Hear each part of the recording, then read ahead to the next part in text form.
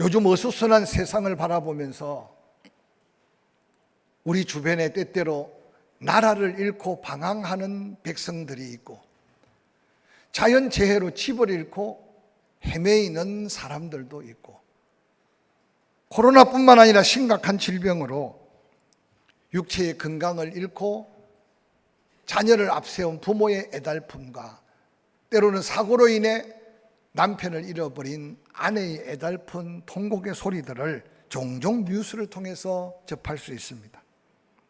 저는 오늘 옛날 옛적 모든 것을 잃고 혈혈단신, 타국에 겨우 자리 잡은 느헤미야의 삶의 애한을 말씀 속에서 한번 살펴보면서, 때로 그가 마셨던 선잔, 그가 먹었던 눈물 섞였던 빵을 기억하면서, 혹이라도 우리가 지난날 그쳤던 삶이라면 그 삶을 통해 받은 은혜를 다시 한번 기억하며 감사하고, 지금 우리가 당하고 있는 이 위기들이 그런 여러 가지 삶의 위기라면 그 위기를 극복할 수 있는 개인 가정뿐만 아니라 이 나라 이민족의 새로운 하나님의 비전을 발견하는 그런 귀한 시간 되기를 주의 이름으로 간절히 축복합니다.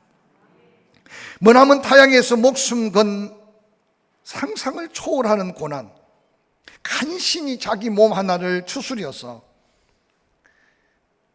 그 엄청난 바벨론 포로기에 지금 아닥사스다 왕 앞에 술을 드릴 수 있는 그 관료까지 올랐던 느헤미야의 고난은 아마 우리가 설명하지 않아도 이 세상 속에 자기 몸 추스려가며 아무나 오를 수 없는 그 자리에 오른 느헤미야의 고충은 쉽게 이해할 수 있을 겁니다.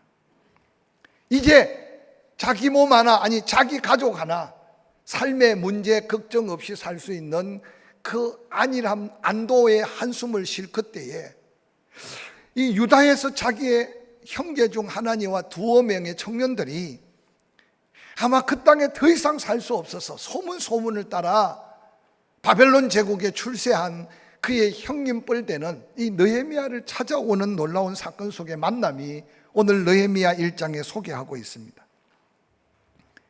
본문 느헤미야 1장 1절은 이렇게 소개합니다. 하가랴의 아들 느헤미야의 말이라, 아닥사스다 왕 제20년 기슬월에 내가 수상궁에 있는데 내 형제들 가운데 하나인 하나니가 두어 사람과 함께 유다에서 내게 이르렀기로, 내가 그 사로잡힘을 면하고 남아있는 유다와 예루살렘 사람들의 형편을 물은적 그들이 내게 이르러 사로잡힘을 면하고 남아있는 자들이 그 지방 거기에서 큰 환난을 당하고 능욕을 받으며 예루살렘 성은 허물어지고 성문들은 불탔다 하는지라. 내가 이 말을 듣고 앉아서 울고 수일 동안 슬퍼하며 하늘의 하나님 앞에 금식하며 기도하게 되었다 라고 느헤미야는 지금 고백하면서 이 느헤미야서가 시작되고 있습니다. 이미 하나님이 그들을 심판하여 바벨론의 포로가 되게 하고, 이제 하나님이 때가 되매 그 백성들을 돌이켜 돌려보내고, 느헤미야는 어떤 면에서 하나님의 백성들이 돌아갈 때 돌아가지 아니하고 지금 이 바벨론 제국 하에서 지금 출세한 자리에서 자기만큼은 이제 사는데 지내는데 부족함이 없는 삶을 살고 있었는데, 아마 그런 생각하기를 돌아간 그들이 다시 집을 짓고 성읍을 다시 회복하고 이전에 하나님의 은혜를 누리고 있을 것으로 추측했었는데, 들려온 소문은 그게 아니라 이미 북왕국 이스라엘이 아수르에게 멸망을 당하고 남왕국 유다까지 바벨론에게 짓밟힌 이후에 거의 대부분 사람들은 포로로 잡혀오고, 그 빈 유다 땅은 주변의 이방인들이 함께 몰려와서 압제당하는 바벨론 제국의 앞잡이들이 곳곳에서 기득권을 가지고 그들의 이익만을 챙길 때 남아있던 자뿐만 아니라 귀환한 자들까지 삶의 안정을 누리지 못하고, 예루살렘 성전은 겨우겨우 복구했는데 성전 성벽을 복구하지 못해서 여전히 거름더미 잿더미로 버려진 그 상황을 이 느헤미야가 듣자마자 오늘 성경은 기록하기를 밥을 먹을 수가 없었고 잠을 잘 수가 없었고 그러고는 울면서 기도하고 있는 모습을 성경에 소개하고 있습니다. 느헤미야가 그 소식을 들었을 때가 기슬월이라고 성경에는 기록합니다. 이 기슬월은 우리의 원력으로 11월 중순부터 12월 중순까지가 기슬월인데, 그 기슬월의 소문을 들었던 느헤미야가 계속 잠을 잘 수 없고 음식을 입에 댈 수 없고 고국 유다 땅과 예루살렘 성의 형편 때문에 가슴 아파 기도한 기도가 아닥사스다 왕 앞에서 은혜를 입어 그 기도의 응답의 순간까지가 니살월 때 아닥사스다 왕 앞에서 응답을 받았으니, 니살월은 3월 중순부터 4월 중순으로 치면 느헤미야는 4개월 동안 자기 삶을 돌아보지 아니하고 그 애타는 조국의 소식을 듣고 눈물로 기도하고 밤을 지새워 기도하고 금식하며 기도하고 있는 느헤미야의 모습을 우리는 성경을 통해서 살펴볼 수 있습니다. 저는 코로나로 얼룩지며 여러 가지 경제 상황이 어렵고 여기저기 이제는 삶의 비통함을 느끼면서 스스로 목숨을 끊는 소상공인들, 거리로 뛰쳐나와 더 이상 어떻게 할 수 없다고 외치는 이 시절 속에 혹이라도 우리 개인 한 사람 우리가 먹고 사는데 문제 없고 우리의 삶에는 아무 문제가 없다고 해서 혹이라도 평안한 교회 안에 안일하게 사는 성도는 없을까 생각해 가면서, 정치가 혼란스럽고 경제가 내일에 대한 소망이 없는 우리들이 과연 이 나라 이 민족을 붙들고, 아니 더 나아갈 수 없다면 내 가정이라도 붙들고 오늘 느헤미야처럼 자기 안일함에 빠져 있는 게 아니라 먹는 것이 부담스럽고 자는 것이 부담스러워서 기도하고 있는 느헤미야의 그 모습을 한국 교회가, 교회 안에 성도들이 먼저 하나님 앞에 도움을 구해야 할 우리의 삶의 사명이 아닌가 생각해 봅니다. 오늘 느헤미야서 1장 4절 5절은 이렇게 기록합니다. 내가 이 말을 듣고 앉아서 울고 수일 동안 슬퍼하며 하늘의 하나님 앞에 금식하며 기도하여 이르되, 하늘의 하나님 여호와 크고 두려우신 하나님이여, 주를 사랑하고 주의 계명을 지키는 자에게 언약을 지키시며 긍휼을 베푸시는 주여 간구하나이다. 느헤미야는 아마 이전에 수많은 선지자들이 심판할 수밖에 없는 이스라엘과 예루살렘, 또한 심판하시지만 하나님은 다시 회복시키는 약속의 하나님을 기억하신데 흩으셨으나 모으시고 치셨으나 싸매시는 하나님을 기억하고 그 하나님 앞에 은혜를 구하고 있는 느헤미야의 모습을 성경은 생생하게 보여주고 있습니다. 하나님만이 도움이 되시고 그 하나님만을 도움으로 바라보며 기도하는 느헤미야. 어느 날 그의 순서에 따라서 느헤미야가 수를 따르기 위해 왕 앞에 섰습니다.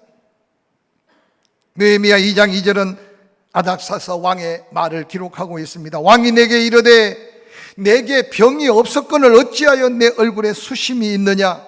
이는 필연 내 마음에 근심이 있음이로다 하더라. 그때 내가 크게 두려워하였다라고 느헤미야가 기록하고 있습니다. 오늘 본문의 느헤미야의 두려움은 무엇일까요? 당시에 왕의 술을 맡아서, 왕의 떡을 맡아서 왕 앞에 매일매일 왕을 대접하는 사람들은 철저하게 자기 관리를 했어야 합니다. 왜냐하면 왕의 건강은 곧 술이나 떡을 준비하는 자의 건강과 이어지기 때문에 조금만 부족하여 자기가 관리가 안 되면 즉시 그 목이 날아가는 엄청난 위험함에 지기가 바로 술 맡은 관원, 떡 맡은 관원의 역할입니다. 느헤미야가 당시 포로로 잡혀와서 얼마나 피나는 노력과 고통을 견뎠으면 그 자리까지 올라갔겠습니까? 오늘날로 말하면 대통령 비서관의 역할이 오늘 느헤미야의 역할로 이해하면 좋을 겁니다. 언제 자기가 왕 앞에 부름받아 서야 될지 모르는데도 입에 음식이 닿지 않고 눈에 잠을 자고 누울 수 없는 느헤미야. 넉 달 동안 기도했던 느헤미야는 이제 자기가 부름받아 술을 들고 왕 앞에 섰을 때 왕이 근심하게 되었다. 내가 알기로 너는 병이 없는데 네 마음에 뭐가 그렇게 큰 근심이 있어서 네 몸이 그 모양이냐. 그 소리를 듣자마자 성경에 보니까 느헤미야는 크게 두려워했다 그랬어요. 느헤미야의 두려움은 무엇이겠어요? 몰라서 먹지 못한 게 아니고 몰라서 자기 관리를 하지 않은 게 아니라 자기 조국 유다와 예루살렘의 형편을 듣는 순간 자기 혼자 안일함에 빠졌다면 그들은 그렇게 살고 나는 나대로 살고, 그런데 놀랍게도 하나님은 그 많고 많은 하나님 백성 속에 느헤미야의 마음에 엄청난 감동을 주어서 먹지 못하고 자지 못한 지 4개월 만에 아닥사스 왕 앞에서 두려움을 느끼는 느헤미야의 두려움을 한번 생각해 보시기를 바랍니다. 저는 이 말씀을 묵상하는 중에 기도 응답의 크기, 하나님의 뜻의 크기에 걸맞게 사명자의 고통은 때로는 그 크기의 대가를 지불하게 하시는 하나님의 섭리를 저는 보게 합니다. 자기 몸이 허해지고 자기 몸이 약해지면 그 생명의 위협을 모르는 느헤미야가 아닌데도 여호와의 거룩한 성전을 회복시키고 이스라엘 백성들 흩어진 그 마음을 모아서 하나님의 영광을 드러내고자 하는 한 나라를 다시 세우고자 하는 하나님의 거룩한 뜻을 가슴에 품은 느헤미야는 목숨 건 기도로 그 기도 응답의 크기에 걸맞는 희생의 대가를 각오하고 기도하고 있는 느헤미야의 기도가 그동안 우리가 하나님의 은혜로 평안을 누리고 믿음의 자유와 교회 안에 엄청난 은혜를 누렸다면 이제 한국 교회가 이 나라 이 민족을 바라보며 또한 다시 오실 예수 그리스도 앞에 우리가 감당해야 될 응답의 크기가 기도의 제목이 되고 그 응답의 크기의 기도를 위해 우리 또한 뭔가 희생을 각오하면서 하나님의 선한 역사에 쓰임받을 사명자가 되지 않을까 저는 생각해 봅니다. 느헤미야는 아닥사스 왕 앞에 고국의 소식과 예루살렘 성전에 회파된 그 모습을 고백하고 도움을 구합니다. 느헤미야 2장 6절은 이렇게 시작합니다. 그때 왕후도 왕 곁에 앉아 있더라. 왕이 내게 이르되 내가 맨날에 다녀올 길이며 어느 때에 돌아오겠느냐 하고 왕이 나를 보내기를 좋게 여기기로 내가 기한을 정하고 내가 또 왕에게 아뢰되 왕이 만일 좋게 여기시거든 강서쪽 총독들에게 내리시는 조서를 내게 주사 그들이 나를 용납하여 유다에 들어가기까지 통과하게 하시고 또 왕의 삼림감독 아삽에게 조서를 내리사 그가 성전에 속한 영문의 문과 성곽과 내가 들어갈 집을 위하여 덜보로 쓸 제목을 내게 주게 하옵소서 하매 내 하나님의 선한 손이 나를 도우심으로 왕이 허락하고 군대 장관과 마병을 함께 보내어 나와 함께 가게 하기로 내가 강서쪽에 있는 총독들에게 이르러 왕의 조서를 전하였더니 호론 사람 산발락과 종이었던 암몬 사람 도비야가 이스라엘 자손을 흥황하게 하려는 사람이 왔다 함을 듣고 심히 근심하더라 라고 이어 하나님의 역사를 소개합니다. 그 자리에 칼이 목에 들어와 죽어야 될 자리인데 여호와 하나님께서 아닥사스의 마음을 움직여서 내가 너에게 뭘 도와줄 수 있겠느냐라고 물을 때 오늘 느헤미야는 목숨 건 기도, 응답의 크기와 걸맞은 희생을 각오한 지난 4개월 동안 기도의 응답을 확신하고 왕 앞에 그동안 기도했던 구체적이고 그동안 간구했던 정확한 응답의 역사를 왕 앞에 고합니다. 나를 보내주십시오.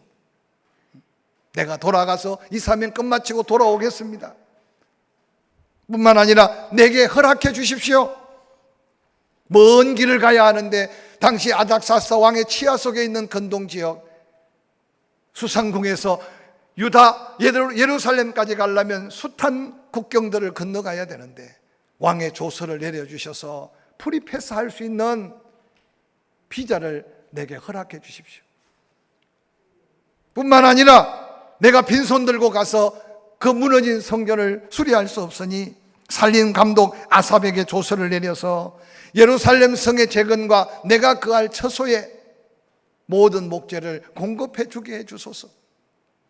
놀랍게도 왕이 허락하고 뿐만 아니라 군사들까지 함께 보내주어서 느헤미야가 다시 예루살렘을 향해 귀국하는 이 모습은 한 사람의 기도와 한 사람의 사명을 감당하는 그 충성스러운 모습 속에 하나님의 응답할 수 없는 응답의 기적을 오늘 성경은 우리에게 보여주고 있습니다.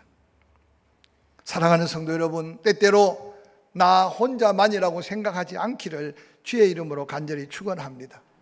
이번에 추석 연휴를 맞이해서 그저 어디를 가든지 나 혼자 얼굴 보고 나 혼자 잠깐 인간 노릇하고 떠나는 나의 모습이 아니라 내가 기도할 제목이 무엇이며 간구해야 될 제목이 무엇이며 기도하고 간구할 하나님의 사명의 크기가 때로는 내가 희생하고 헌신할 믿음의 크기임을 기억하고 은혜의 통로가 되고 축복의 통로가 되고 사랑의 통로가 되고 그래서 하나님의 역사함을 함께 나누는 축복의 자리가 될 수 있기를 주의 이름으로 간절히 축원합니다.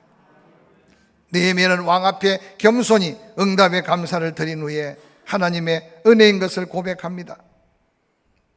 돌아와서 예루살렘 성을 수축하는데 놀랍게도 모든 게 형통할 줄 알았는데 느헤미야 4장 7절에 보니까 산발락과 도비아와 아라비아 사람들과 암몬 사람들과 아스도 사람들이 예루살렘 성이 중수되어 그 허물인 텀을 메꾸어져 간다 함을 듣고 심히 분노하여 다 함께 꾀하기를 우리가 예루살렘으로 가서 치고 그곳을 요란케 하자 하기로 여기저기서 지금 그 땅에 붙어 살던 부족들이 연합을 해서 느헤미야와 함께 유다 백성들이 예루살렘 성벽을 재건하는 일에 비방하기 시작하고 조롱하기 시작하고 방해하기 시작합니다.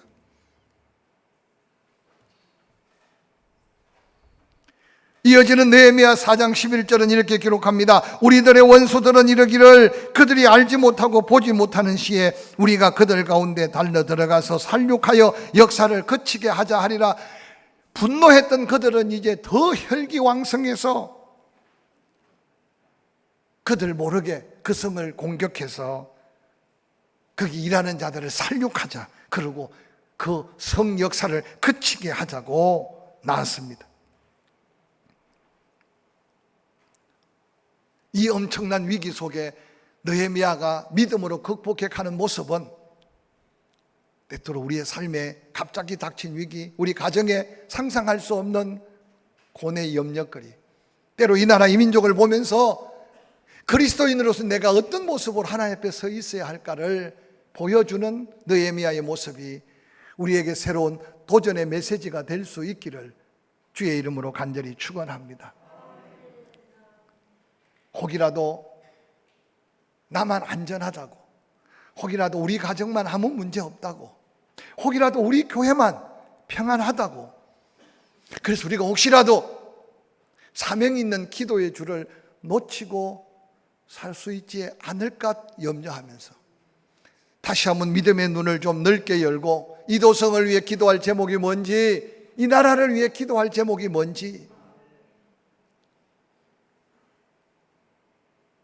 얼마 전에 포항에 대통령 후보가 와서 모든 사람이 몰려와서 소리 지르고 또 소리 지르고, 우리는 그 자리에 함께 가서 소리는 못 지를지라도 또 다른 사람이 오면 또 다른 사람 또 대통령 되라고 소리 지르고 소리 지르고, 많이 모이면 대통령이 되고 소리가 크면 대통령이 아니라, 저는 하나님의 성전에 은혜 받은 성도들이 기도할 사명은 하나님이 택하여 세운 악한 자는 악한 자로 세워서 어리석은 백성들을 깨우치게 하고, 선한 자는 선한 자로 세워서 하나님의 역사를 이루어가는 하나님의 역사 앞에 할 수 있다면 하나님 손에 합한 자, 선한 자가 세워지도록 기도해야 될 사명을 깨달을 수 있기를 주의 이름으로 간절히 축원합니다. 오늘 느헤미야 본문 4장 9절은 이렇게 말합니다. 우리가 우리 하나님께 기도하며 그들로 말미암아 파수꾼을 두어 주야로 방비하자. 느헤미야는 산발락과 도비아, 암몬 족속들 주변의 부족들이 당을 짓고 비방하고 조롱하고 또한 그들을 회방하기뿐만 아니라 이제는 본격적으로 그들의 목숨을 노리고 느헤미야를 하여금 외진 곳에 나오게 한 번, 두 번, 세 번 계속 느헤미야의 목숨을 노릴 때 느헤미야는 환경만 바라보고 낙심하거나 주변 현실만 바라보고 두려워하는 것이 아니라 아무도 의지할 곳이 없을 때 하나님이 도움이시라는 사실을 깨닫습니다. 느헤미야는 이미 아닥사스다 왕 앞에서 4개월 동안 준비하며 기도할 때 목숨 건 기도로 죽을 자리에 살아날 뿐만 아니라 하나님의 응답으로 여기까지 왔으니 예루살렘 성벽 중건에도 이제 저들이 아무리 발악하고 아무리 고통을 주어도 사람 바라보지 않고 현실 바라보지 않고 힘으로 정치적으로 풀려고 하는 것이 아니라 그럴수록 더 하나님께 기도하며 파수꾼을 세워가며 일하는 느헤미야의 그 모습이 우리에게 주는 영적 도전이 무엇이겠습니까? 우리 가운데 때때로 건강 때문에, 때로는 일터나 사업장, 직장 때문에 너무 힘들고 지칠 수 있을 겁니다. 보이는 땅의 것만, 세상 것만 바라보고 낙심하기보다는 그 가운데도 우리와 함께 하신 하나님을 다시 한번 바라보고 하나님이 나의 도움 되심을 기억하고 느헤미야가 기도하듯이 우리의 기도의 제목이 달라지고 기도하는 모습이 새로워지는 저와 여러분이 될 수 있기를 주의 이름으로 간절히 축원합니다. 뿐만 아니라 느헤미야는 기도만 하고 있었던 것이 아닙니다. 4장 9절에 보니까 파수꾼을 두어 주야로 방비합니다. 4장 13절에 보니까 내가 성벽 뒤에 낮고 넓은 곳에 백성이 그 종족을 따라 칼과 창과 활을 가지고 서 있게 하였다고 말합니다. 즉 파수꾼을 세워 성을 방비합니다. 4장 16절에 보면 그때로부터 내 수하 사람들의 절반은 일하고 절반은 갑옷을 입고 창과 방패와 활을 가졌고 민장은 온 유대 족속 뒤에 있었다. 이제 절반은 일하고 절반은 지키는 이 교대로 또한 그 어려움을 피해갑니다. 뿐만 아니라 4장 18절은 그렇게 말합니다. 건축하는 자는 각각 허리에 칼을 차고 건축하며 나팔 부는 자는 내 곁에 섰다. 한 손에 일을 하고 한 손에 칼을 들 수 없는 전문 건축가들은 허리에 비상으로 칼을 차고 그러고는 일을 하고 있습니다. 뿐만 아니라 어떤 위기를 알릴 나팔수들은 지금 느헤미야 곁에 서서 상황을 살피고 있습니다.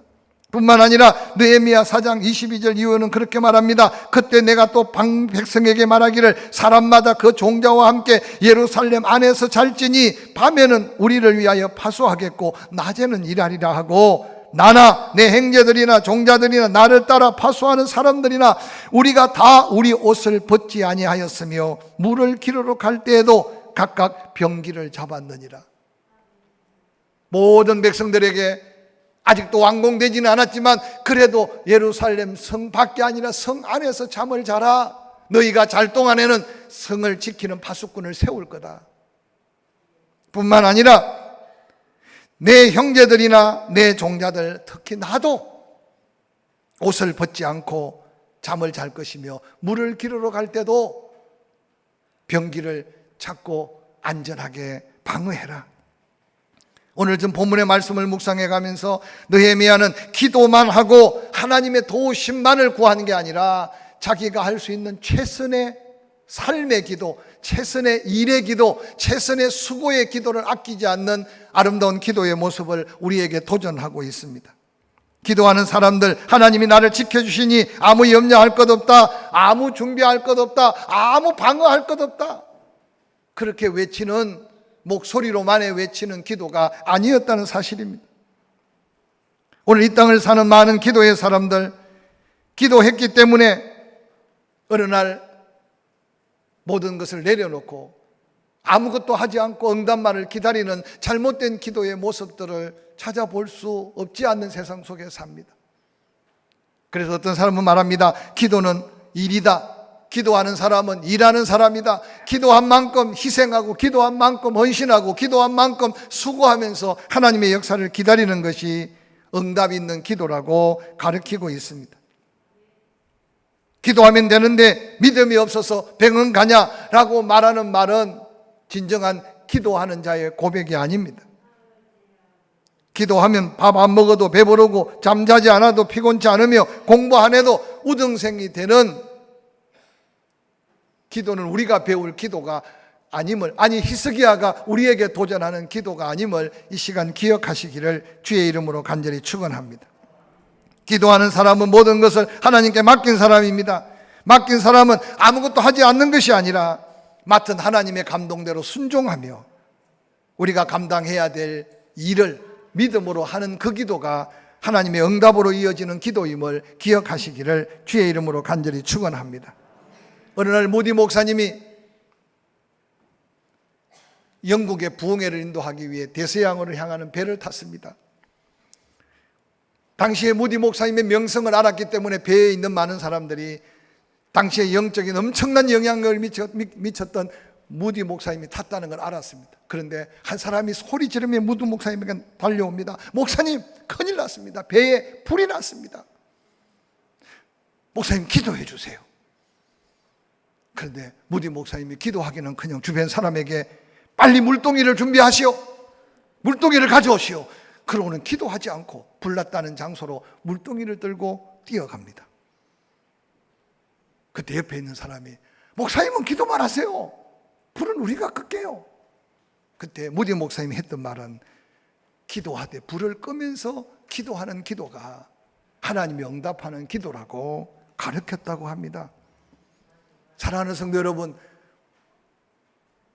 불은 소방서 대원들이 끄고 우리는 평안히 앉아서 기도만 하고 있었던 지난 날이 없었는지, 병은 의사가 고치고 우리는 평안히 부담 없이 몇 마디 기도하고 말았던 우리의 기도는 아닌지, 어려움 당해서 몸부림치는 사업장, 뺨을 지새어 일하는 사람은 일하고 주여 축복해 달라고 기도 몇 마디로 사명을 떼었던 저의 모습일 수 있고 우리의 모습은 아닌지, 이 나라가 정치가 엉망이고 경제가 엉망이라고 대통령을 향해 손가락질을 하지만 우리가 진실되게 정직하게 살아야 될 삶의 자리에서 작은 빛이지만 빛을 발하고 작은 향기, 보잘것없지만 예수 향기를 바라면서 이 민족을 구해달라고 기도하는 기도의 모습이 한국 교회 그리스도인들 안의 삶에 느낄 수 있는지 한번 돌아보시길 바랍니다.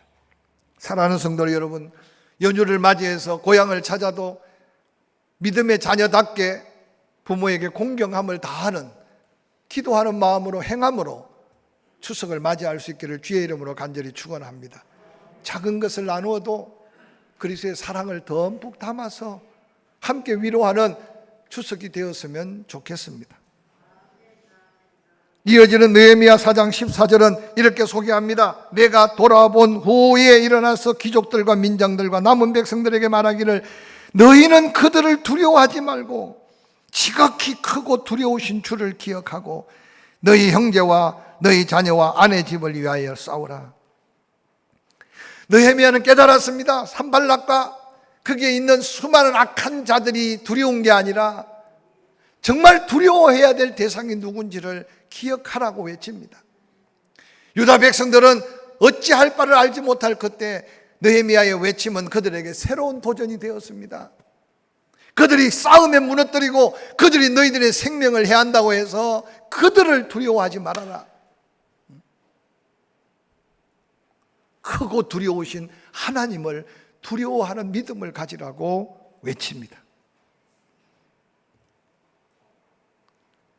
사랑하는 성도 여러분, 여러분의 걱정, 근심, 두려움이 무엇입니까? 잠깐 있다가도 없어질 것 때문에 밤을 지새고 그 또한 지나가리라 한번 꿀떡 하나 꾹 참으면 견뎌낼 만한데도 말 한마디에 마음이 흥분되고 분노가 쌓이고 때로는 마음속에 사랑보다 미워함을 가슴에 품고 사는 어리석은 그리스도인이 하나도 없기를 주의 이름으로 간절히 축원합니다.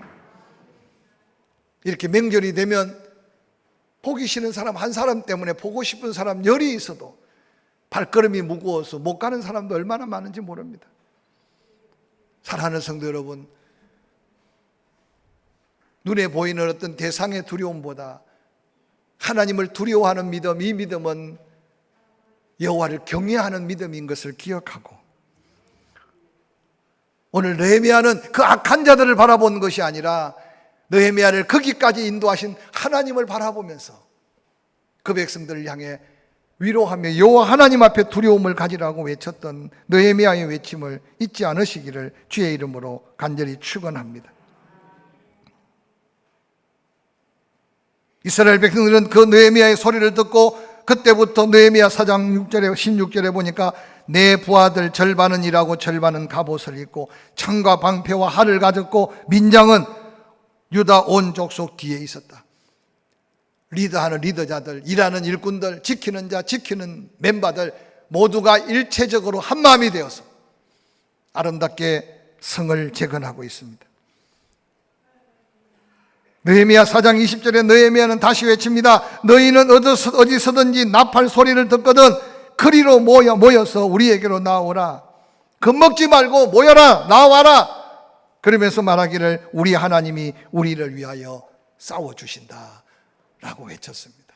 이 믿음대로 52일 만에 10년 동안 망치되었던 예루살렘, 거름더미 잿더미가 된 그 성벽을 회복하고 성문을 달고, 그러고는 에스라와 함께 영적 부흥을 일으킴으로 잃어버렸던 예루살렘, 잃어버렸던 여호와의 이름을 되찾고 민족이 다시 한번 하나님 앞에 서는 놀라운 기적의 역사가 느헤미야 한 사람의 가슴 속에 간구하는 기도, 기도의 대가를 지불하며 두려워하지 않았던 그 믿음, 도움이 되시는 하나님을 바라보면서 일하면서 기도하고 기도하면서 일하고 그의 믿음대로 하나님이 우리를 위하여 친히 싸우시리라. 할렐루야. 그 놀라운 하나님의 역사가 우리 개인의 삶뿐만 아니라 하나님의 교회가 나아가는 앞길에 우리의 기도로 이 나라 이 민족이 다시 한번 그런 하나님의 역사를 기대하면서 이 한 주간 믿음으로 당당히 설 수 있기를 주의 이름으로 간절히 축원합니다.